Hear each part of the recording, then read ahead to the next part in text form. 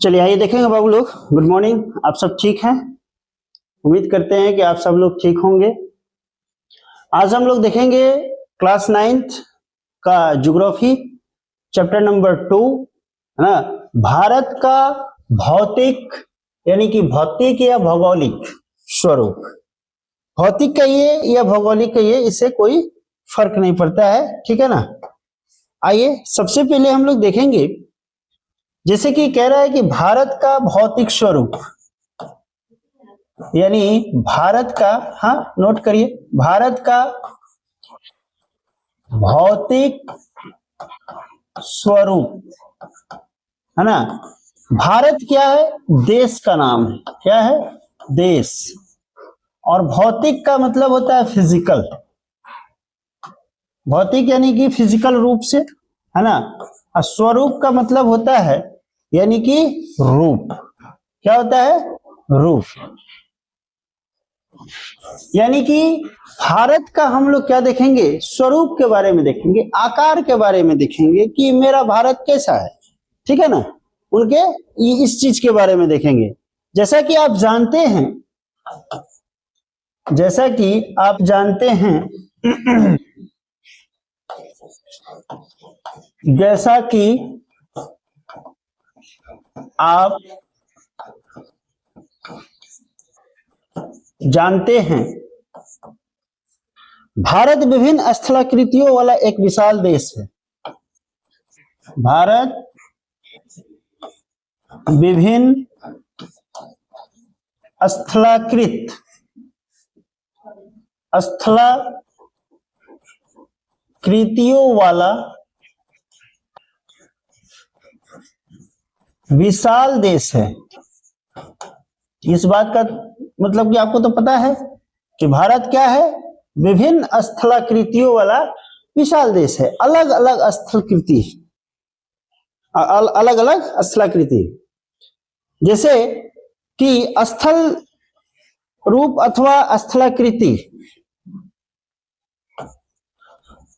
स्थल रूप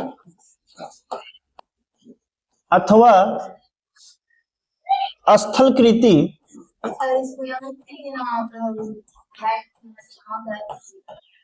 स्थलाकृति, ठीक है। स्थलाकृति, लैंड फॉर्म, क्या बोलते हैं? लैंड फॉर्म, ठीक है ना। भूगोल और अन्य पृथ्वी, भूगोल और अन्य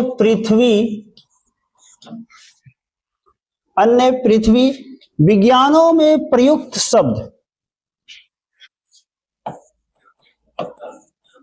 विज्ञानों में प्रयुक्त शब्द, जिसका प्रयुक्त शब्द है, जिसका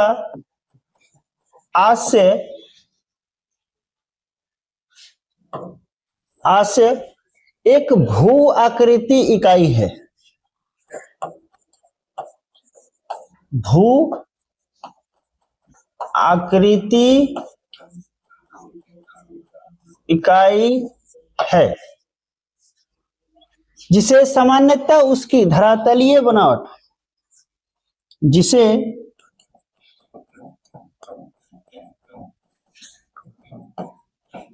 सामान्यतः उसकी धरातलीय बनावट, उसकी धरातलीय बनावट अर्थात आकृति के द्वारा पहचाना जाता है। अर्थात आकृति के द्वारा पहचाना जाता है।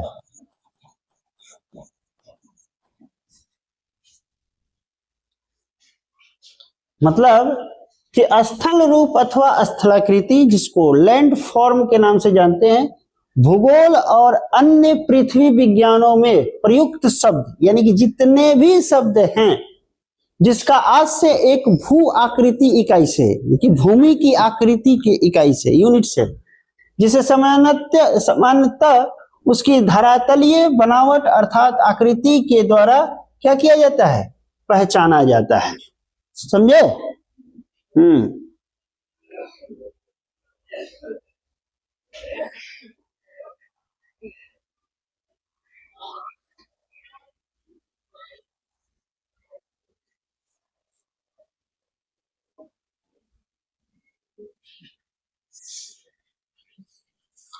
आगे लिखेंगे, स्टार देकर के लिखेंगे, सामान्य भाषा में जमीन की ऊंचाई, सामान्य भाषा में जमीन की ऊंचाई और निचाई द्वारा जो आकृति बनती है,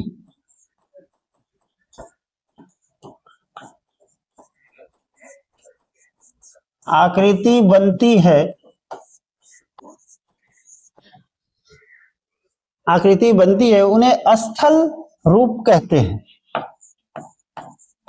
उन्हें स्थल रूप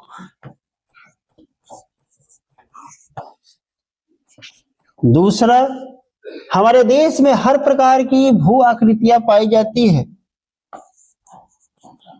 हमारे देश में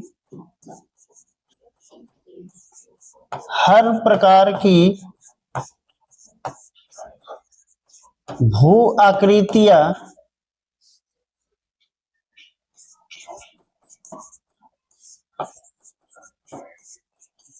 पाई जाती है, जैसे पर्वत, मैदान, मरुस्थल,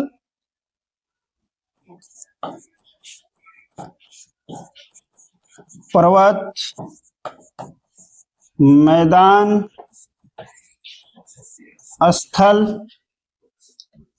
मरुस्थल,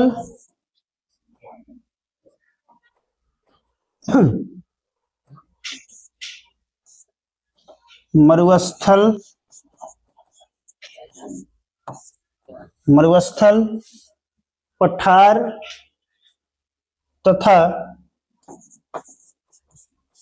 पठार तथा द्वीप समूह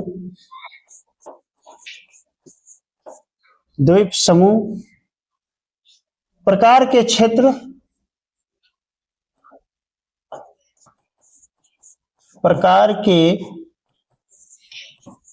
क्षेत्र या भूभाग में रहते हैं।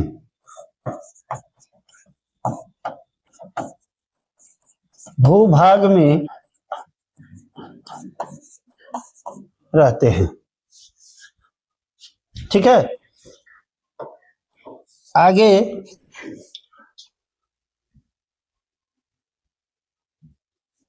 आप कैसे क्षेत्र में रहते हैं बताइए? कुलसुम, आप बताइए, आप कैसे क्षेत्र में रहते हैं? आप किस प्रकार के क्षेत्र?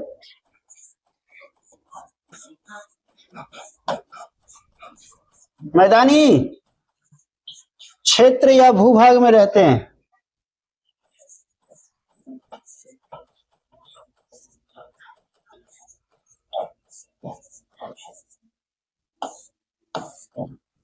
तो दो ही हो सकता है, एक होता है मैदानी और दूसरा होता है कैसा, पर्वती।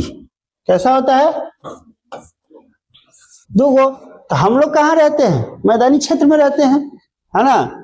और पहाड़ी क्षेत्र में, जो पर्वत क्षेत्र में रहते हैं वो अलग रहते हैं, है ना, पहाड़ों में। तो उनका जो जीवन होता है ना, पहाड़ी क्षेत्र के लोगों का बड़ा ही अलग होता है ना। उनका मतलब समझिए कि हर चीज का साधन नहीं होता।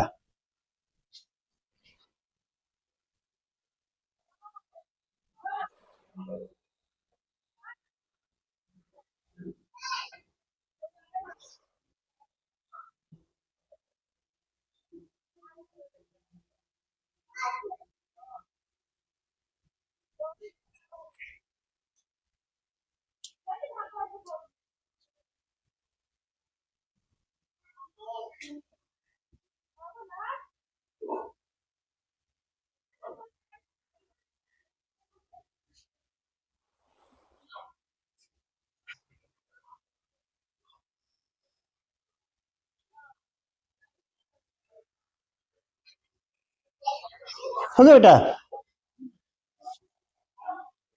बढ़े आगे।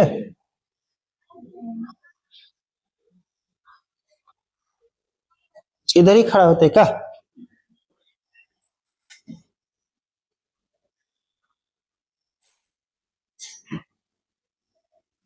आज तो बचवा से एकदम खिसिया गया था सब। आज लेट हो गए थे ना, खिसिया गया था सब एकदम आग बबूला।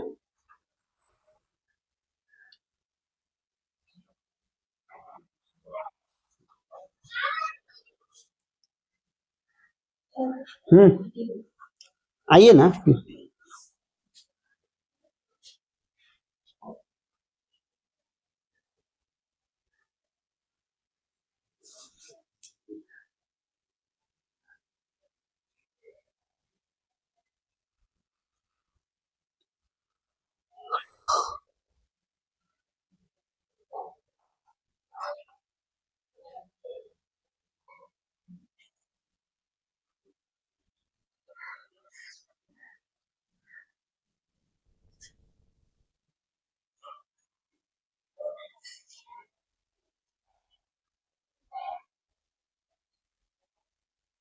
हो गया, बढ़े आगे। चलिए आइए, जो चीजें हमने आपको लिखाया है वो चीजें, सारी चीजें हमने इसमें डाल रखा है, ठीक है। आइए भौतिक स्वरूप, संरचना एवं उचावच के बारे में देखते हैं, ठीक है ना। पहला कह रहा है कि भारत एक विशाल देश है, जो चीजें मैंने पीछे लिखा दिया। भारत क्या है? एक विशाल देश है और इसकी संरचना बनावट हर जगह अलग अलग है। इसकी संरचना बनावट हर जगह अलग अलग है। कहीं पर्वत है तो कहीं पठार तो कहीं मैदानी क्षेत्र है, सभी जगह अलग अलग है। वर्तमान भारत के भौतिक बनावट में बाहरी शक्ति जैसे अपक्षय अपक्षय अपरदन और निक्षेपण का प्रमुख भूमिका है। यानी कि ये तीनों आदमी जो है ना वर्तमान में, ठीक है ना, वर्तमान भारत के जो भौतिक स्वरूप के जो बनावट है, इन तीनों आदमी का अहम योगदान है। अहम मतलब कि जिसको क्या बोलते हैं, रोल, है ना, भूमिका है इन लोगों का, ठीक है। एक मिनट रुक जाइए, जैकेट निकाल दीजिए, गर्मी हो रहा है।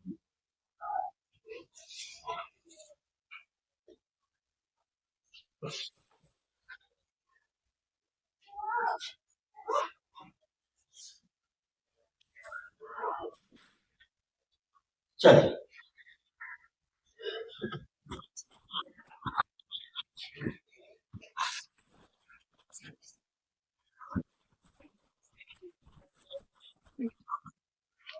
ठीक है, तो यहां देखे आपने अपक्षय, अप्रदन और निक्षेपण। अब अपक्षय क्या कहता है, इसमें नहीं होगा अपक्षय, हम आपको लिखवा देते हैं, ठीक है ना, यहीं से लिखवा देते हैं अपक्षय, ठीक है ना, लिख लीजिएगा उसमें।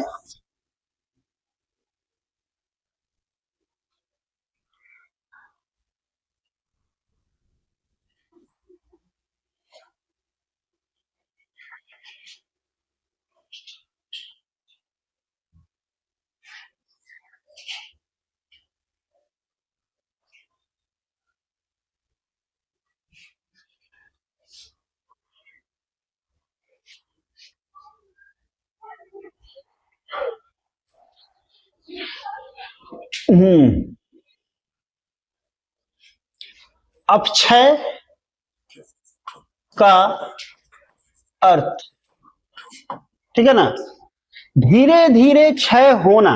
क्या होता है कुलसुम? धीरे धीरे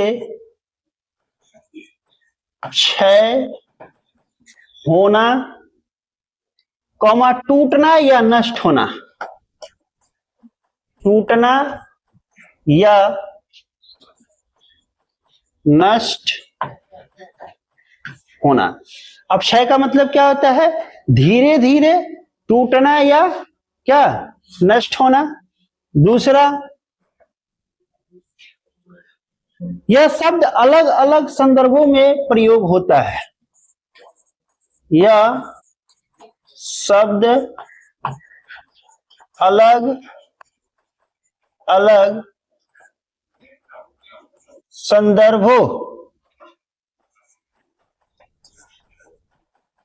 संदर्भों में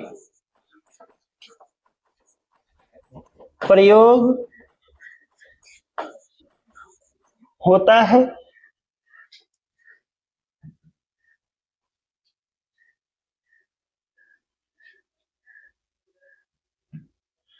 अब देखिए एक चीज और, भूगोल में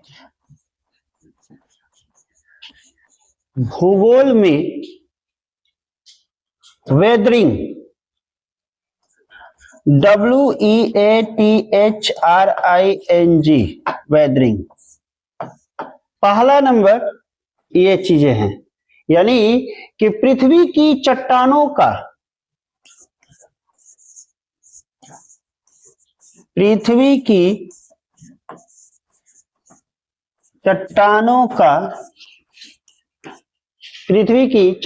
का हवा पानी तापमान आदि के प्रभाव से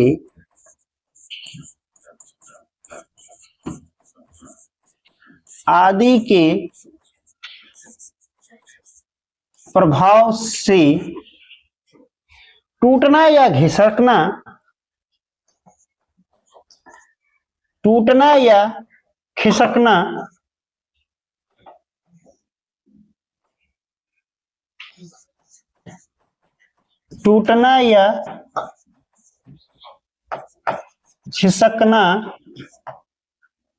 अपक्षय कहलाता है।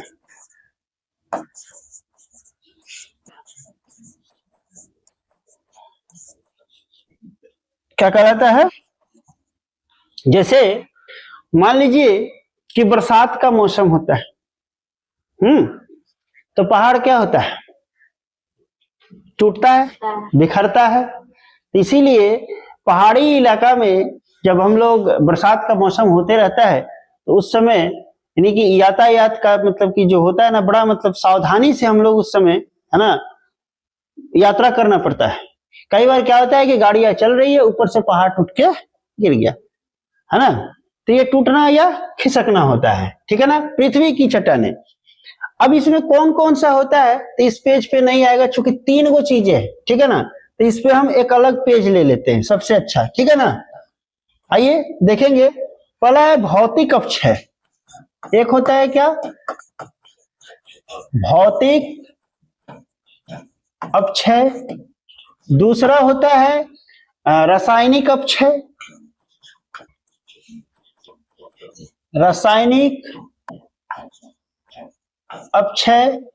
और तीसरा होता है आपका जैविक अपक्षय।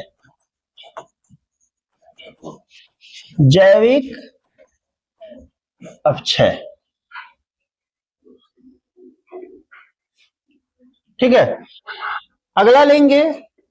दूसरा नंबर है अपरदन। क्या दूसरा नंबर है? अपरदन। अपरदन किसे कहते हैं? किसको कहते हैं अपरदन? बोलिए, पता है?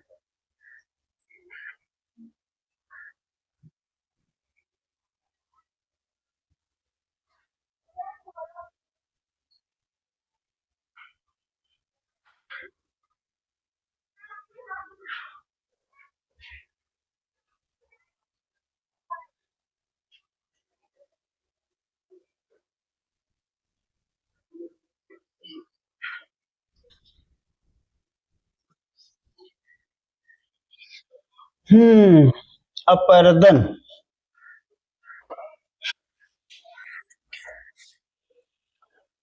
अपरदन का अर्थ है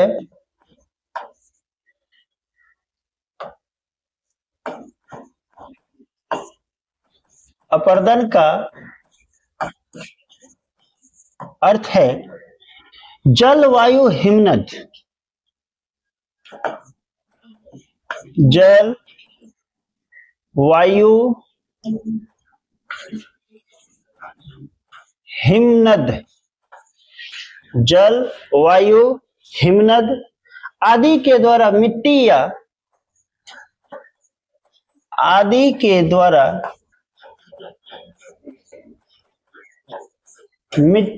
या चट्टानों का घिसकर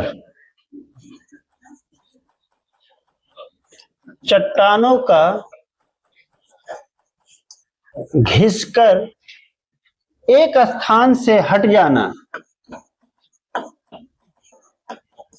एक स्थान से हट जाना। हाँ, अपर्दन कहलाता है। क्या कहलाता है?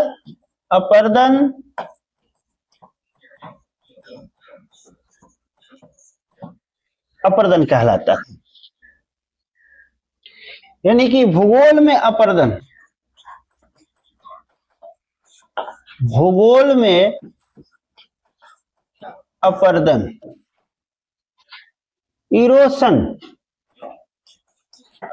इरोशन जब मिट्टी या चट्टानें घिस कर बह जाती है, जब मिट्टी या चट्टानें घिस कर बह जाती है या उड़ जाती है,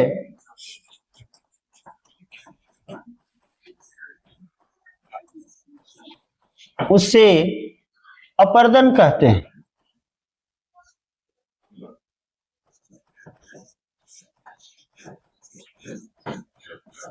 इसे अपर्दन कहते हैं। अपर्दन के मुख्य कारण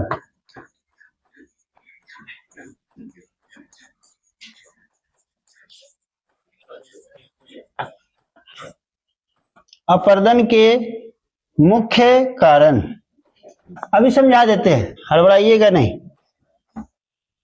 अपर्दन के मुख्य कारण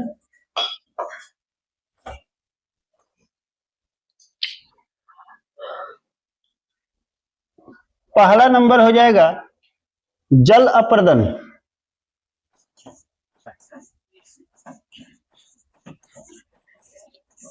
जल अपर्दन, नदियां, वर्षा का पानी, नदियां कौमा वर्षा का पानी। दूसरा हो जाएगा वायु अपर्दन। वायु अपर्दन तेज हवा। तीसरा हो जाएगा आपका हिमनद अपर्दन। हिमनद अपर्दन यानी कि बर्फ के ग्लेशियर, बर्फ के ग्लेशियर। चौथा हो जाएगा समुद्री अपर्दन।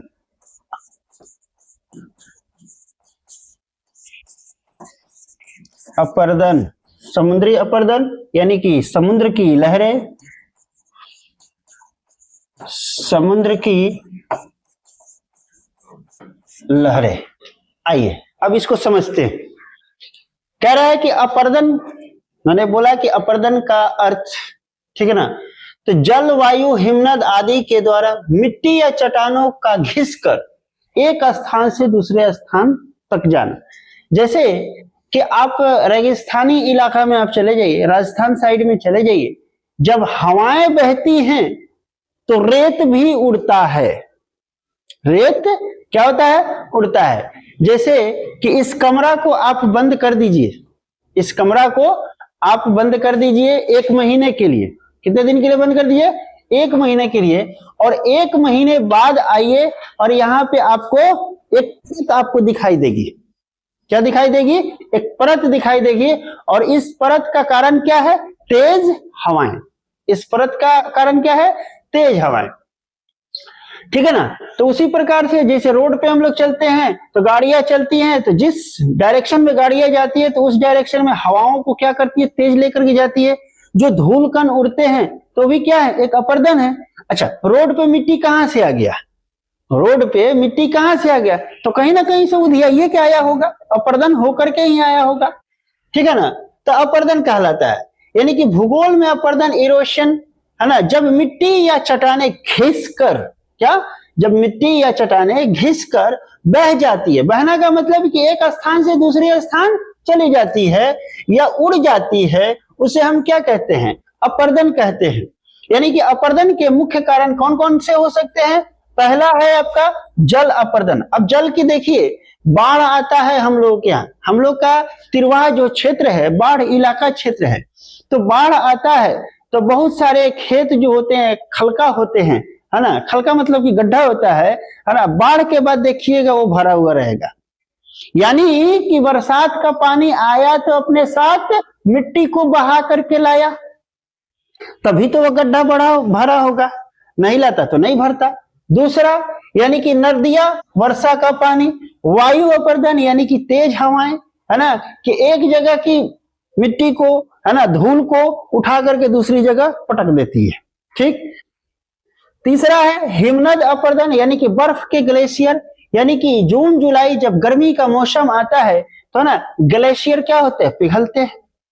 पिघलते हैं तो पानी बन के निकलते हैं, फिर अपने साथ क्या होते हैं? चट्टानों को तोड़ते हुए, घिसते हुए बहा करके लेके चले जाते हैं। समुद्री अपरदन यानी कि समुद्री की लहर, यानी कि समुद्र की जब लहर उठती है ना, तो गड्ढा गुड्ढी क्या होता है? अपने आप भर जाता है। आप कभी गए नहीं है समुद्र के किनारे? हम तो गए हैं, देखे हैं। ठीक है ना। वहां पैर रखिएगा, समुद्र के किनारे जब आप पैर रखिएगा तो आप खड़ा हुए थे ठीक है ढंग से, लेकिन आपको पता नहीं चलेगा कि आप इतना कब नीचे चले गए। दलदल होता है, दलदली क्षेत्र होता है, उसमें ऐसे ही पानी का हिलकोरा मरते मरते मरते मरते आपका इतना जो है, कम से कम इतना ले हाथ, है ना, अंदर। हम एक बार ऐसे ही गए थे गुजरात, जब हम काम कर रहे थे। एक कंपनी था जिस कंपनी का नाम है, मैं आपको बता देना चाहूंगा, मैंने वहां पे जॉब किया है, SRF लिमिटेड। ठीक है ना। ये कंपनी है, ये केमिकल प्लांट है। क्या है? केमिकल फैक्ट्री है, केमिकल प्लांट। हम इसमें वर्क कर रहे थे। ठीक है ना। एज ए पाइपलाइन में, हम पाइपलाइन में थे। पाइपलाइन में इंजीनियरिंग, हमने इंजीनियरिंग किया, बीटेक किया है। बीटेक फ्रॉम मैकेनिकल इंजीनियरिंग से हमने किया है, राजस्थान टेक्निकल यूनिवर्सिटी से। 2016 बैच के हम पास आउट हैं। और उस समय 16 में जब हम पास आउट हुए तो बोला, घर वालों ने बोला, जब भाई इतना इंजीनियरिंग किया है तो भाई पैसा कमाओ, जाओ जॉब करो। तो सबसे पहले हमारे एक बॉस थे, वहीं गुजरात में वो काम कर रहे थे, है ना, जामनगर में।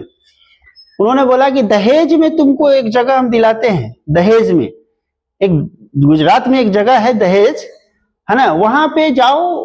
एक आदमी का उन्होंने पता दिया। जब हम वहां गए मिलने के लिए, उनसे मिले, फिर उन्होंने इस कंपनी में मेरे को एंट्री दिलाई।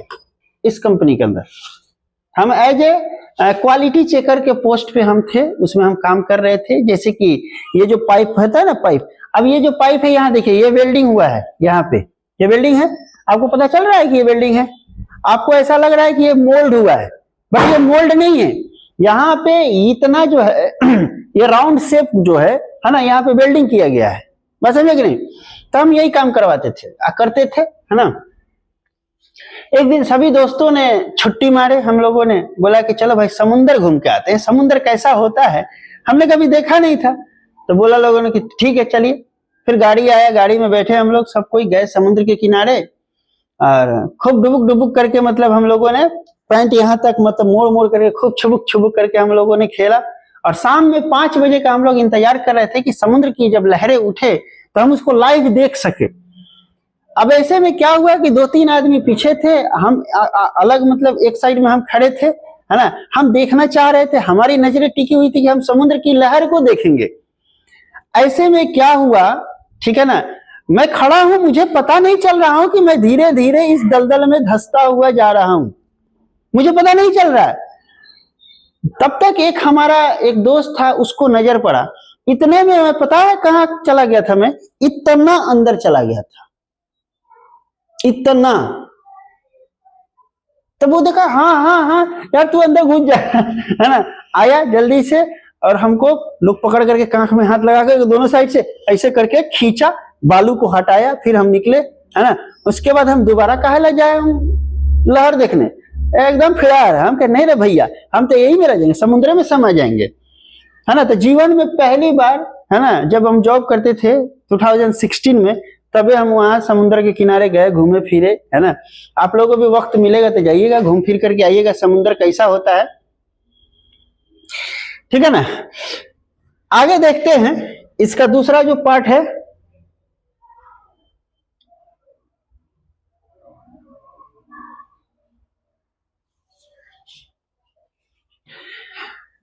पेज चेंज कर देते हैं, ठीक है ना। कुलसुम ध्यान से देखिएगा, यहाँ पे अपक्षय और अपर्दन में अंतर, अपक्षय और अपर्दन में अंतर, क्या अंतर है जरा ये भी देख लेंगे, ठीक है ना। तो अपक्षय तो अब जान गए कि क्या है, एक स्थान से दूसरी स्थान, यानी कि चट्टानों का अपने स्थान पर टूटना, यानी कि चट्टानों का अपने स्थान पर टूटना, ठीक। दूसरा अपर्दन, अपर्दन जो है यानी कि टूटी हुई मिट्टी, चट्टानों का टूटी हुई मिट्टी या चट्टानों का एक स्थान से दूसरे स्थान पर, एक स्थान से दूसरे स्थान पर बह जाना, समझ में आया बेटा। यानी कि अपक्षय क्या करेगा, यानी कि चट्टानों का अपने स्थान पर टूटना अपक्षय कहलाएगा, और अपर्दन क्या कहलाएगा, टूटी हुई मिट्टी या चट्टानों का एक स्थान से दूसरे स्थान पर बह जाना क्या कहलाता है, अपर्दन कहलाता है, ठीक है। तीसरा जो इसमें टॉपिक था निक्षेपण, क्या था तीसरा टॉपिक, क्या था, निक्षेपण, निक्षेपण, सही लिखे हैं ना, सही है, निक्षेपण। अब निक्षेपण क्या होता है ये देख लीजिए,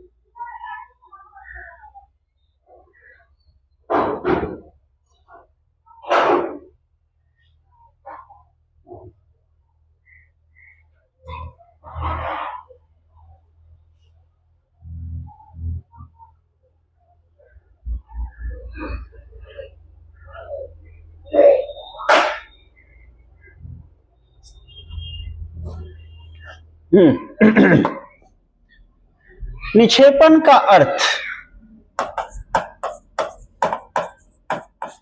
निक्षेपण का अर्थ अपर्दन द्वारा लाई गई मिट्टी, अपर्दन द्वारा लाई गई मिट्टी, अपर्दन द्वारा लाई गई मिट्टी, रेत या कणों का, रेत या कणों का किसी स्थान पर जमा होना, किसी स्थान पर जमा होना, ठीक है। यानी कि भूगोल में निक्षेपण, भूगोल में निक्षेपण, ठीक है ना। जब नदी हवा हिमनद, जब नदी हवा हिमनद या समुद्र अपने साथ, या समुद्र अपने साथ लाई हुई सामग्री को, लाई हुई सामग्री को, सामग्री को किसी जगह पर छोड़ देते हैं, किसी जगह पर छोड़ देते हैं तो उसे निक्षेपण कहते हैं।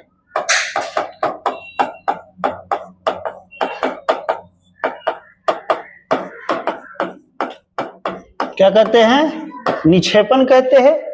निक्षेपण का कारण भी जान लीजिए। निक्षेपण के कारण, पहला कारण है नदी द्वारा। किसके द्वारा? नदी द्वारा। नदी द्वारा क्या लाया जाएगा? जब नदी की गति धीमी हो जाती है, जब नदी की गति क्या हो जाती है भाई? धीमी हो जाती है। क्या हो जाती है? धीमी हो जाती है। मतलब जब तेज बहाव होगा तब तो मिट्टी को साथ लेके जाएगा। जब गति धीमी होगा तो जो अपने साथ मिट्टी को लेकर आया रहता है वो मिट्टी क्या होता है? भारी होने के कारण तल्ली में बैठना शुरू कर देता है। ठीक। दूसरा, वायु द्वारा। दूसरा, वायु द्वारा, यानी कि हवा की गति कम होने पर, हवा की गति कम होने पर, मतलब ये हुआ कि जब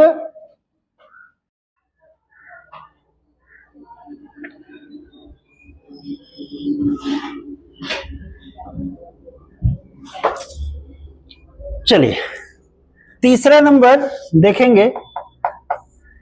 अभी जस्ट अभी रुका है कि पहले से रुका हुआ था? अभी जस्ट रुका है ना? अच्छा चलो ठीक है, ठीक है, कोई नहीं, मतलब कटा नहीं ना है?